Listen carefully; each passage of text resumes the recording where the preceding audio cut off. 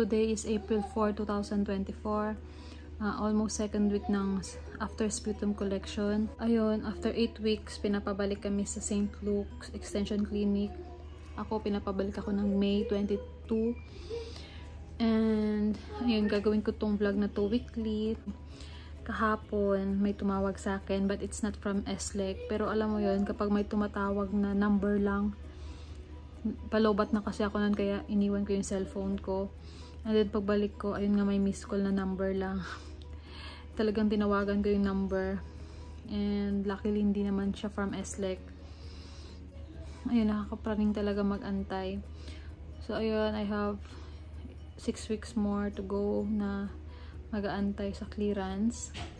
And, ayun nga, sabi ko, weekly siguro mag-update ako. Then, I will upload this video kapag na-clear na. And, sana naman bumilis ng panahon. Alam mo yun, nakakapraning sobra. Nakakapraning siya. Kahit ayaw mong isipin, mapapaisip mo yung sputum. Kahit on my case, diba, may negative na yung mga x-rays ko. Parang hindi maiwasan na kabahan at kung ano isip-isipin. And prayers lang talaga. So, ayun lang. Hi guys! So, today is the 3rd week of the sputum collection. Ayun, April 13, 2024, and wala pa naman kumukontak, and hopefully walang kumontak sa akin hanggang sa May 21. Ayun, medyo nagle-lessen naman na yung worry ko kahit papano, kasi medyo nagiging busy na rin ulit. Medyo hindi talaga maiwasan na everyday is naiisip ko yung sputum. Pero yun, pinapapray ko na lang na sana mawala siya sa isip ko. And mag May 21 na. So, nung April 8, pumunta ako ng Hypre. Magpapa-gene expert sana ako. Kaya lang, sabi sa amin, stop receiving samples daw sila. So, hindi ako nakapagpa-gene expert. And parang wala na rin akong plan na magpa-gene expert. Antayin ko na lang siguro hanggang mag May 21. Ayun, pinagpipray ko pa rin na sana walang magme-message o walang tatawag na taga St. Luke sa akin. So, ayun lang muna. Hi, so kakagising ko lang. Today is April 20, 2024. And ika-4th week na ng sputum culture ko.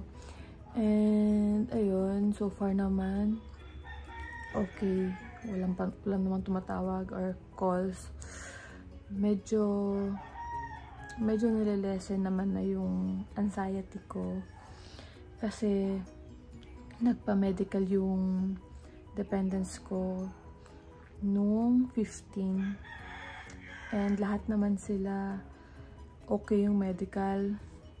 Yung dalawa kong dependents, okay yung IGRA nila. So, ayun, may mga vaccine na sila, ganyan. So, medyo nakaka-boost siya ng confidence na okay din yung na makiklear din naman ako ng May 21 kasi nga yung bunso ko, katabi ko lagi sa pagtulog. So, hopefully talaga, Lord God, okay yung sputum ko. Maklear na ako ng May 21. And quick update pala, meron na rin akong interview date sa May 24. Nakasecure ako sa CGI, guys. So, ayun, medyo na-excite. Medyo nakaka-excite na siya. Kahit medyo, minsan talaga, kapag nakakabasa ako ng mga sputum experience sa mga CGI, ganyan, medyo nakaka-worry pa din. Pero hindi na siya ganun hindi na ako ganun ka-anxious. But still, syempre nandun pa rin yung worry mo kasi wala pa rin naman akong clearance. So, hopefully, hanggang sa matapos yung clearance sa May 21, lang tayo, pray lang talaga. And then, yun nga, talaga siya, yung prayers talaga medyo nakaka-strengthen siya ng ng confidence na na negative naman yung sputum. And hopefully ma-clear na ako ng May 21. And yeah, positive naman siguro na makiklear ako dahil ayun nga, na-clear naman yung dependence ko. Medyo nakakawala ng kaba, ng anxiety kapag medyo nagiging busy. So today is Saturday. Mag-Manila Zoo kami. Then nung nakaraan, field trip ng anak ko, sumama ako. So ayun, medyo nawawala-wala siya sa isip ko. Pero ayun nga, kapag ako na lang mag-isa, ganyan, pag wala na akong ginagawa, talagang hindi talaga maiwasan na mag-worry. Yan, hello. So today is April 27, 2024 and ika-5th week ng sputum collection. So wala namang tumatawag, or hopefully walang tumawag naman sa akin, Lord.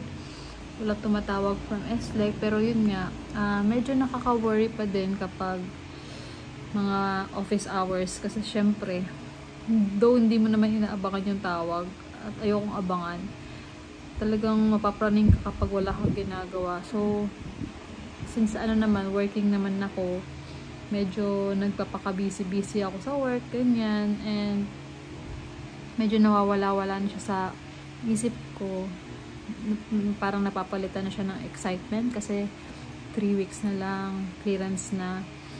Pero syempre may mga nababasa-pasa pa rin ako sa Telegram na mga kahit malapit na sila sa clearance date nila, tumatawag pa rin daw yung St. Luke's. Pero sana ayokong panghinaan ng loob. Medyo mas na-excite na ako.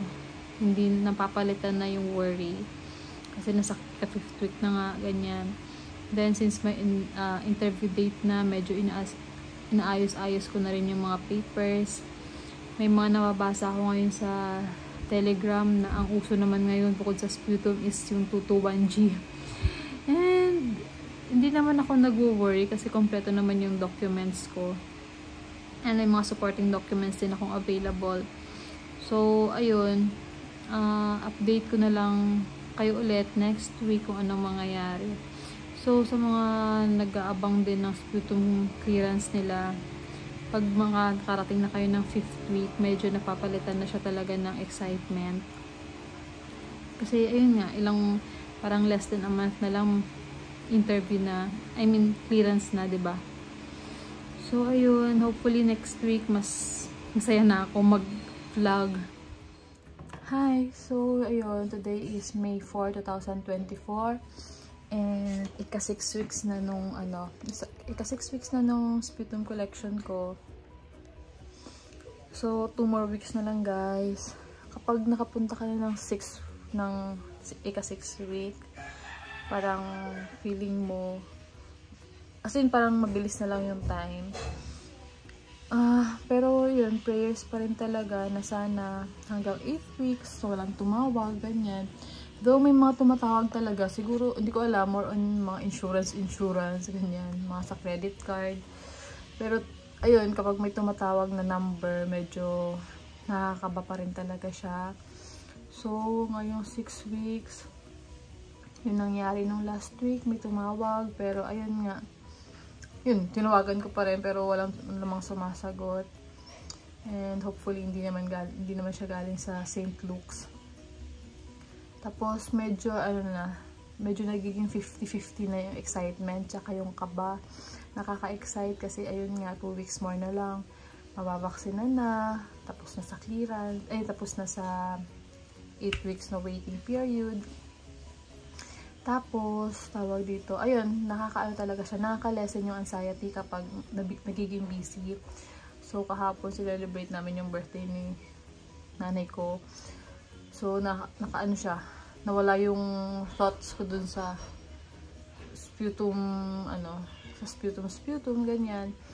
Then, sa work din, binalik na naman ako sa ward. Ay nga pala, nag-file na rin ako ng resignation kahapon. Pero sa amin kasi parang may 30 days, parang ganyan, na parang kailangan pang i-render. Yun lang guys, ngayon 2 more weeks to go. Hopefully makarating tayo doon sa finish line. So ayun lang muna. Hi! So today is the 7th week. 8 May 11, 2024. So ayun na yung tapos na yung 7th week ko. Next week is pang 8th week ko na.